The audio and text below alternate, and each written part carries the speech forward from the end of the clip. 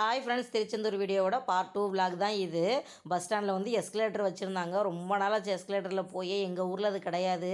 திருச்சிக்கு வந்தால் போத்தீஸில் தான் போவோம். அதனால் இன்றைக்கி நல்லா ஒரு 2 டைம் ஏறி ஏறி இறங்கி ரொம்ப சந்தோஷமாக இருந்துச்சு. அப்படியே உள்ளே நல்ல வெஜ் ரெஸ்டாரண்ட்டு, நான்வெஜ் ரெஸ்டாரண்ட்டுன்னு எல்லாமே இருந்துச்சு.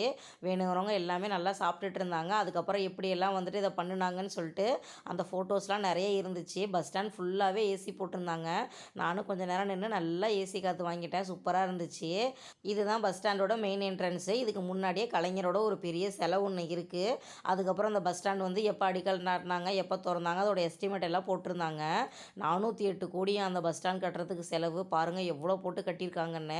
அதுக்கப்புறம் அதோட மினியேச்சர்லாம் வச்சுருந்தாங்க. நாங்களும் வந்துட்டு சூப்பராக முன்னாடி நின்று போஸ்ட்லாம் கொடுத்து ஃபோட்டோலாம் எடுத்துக்கிட்டோம்.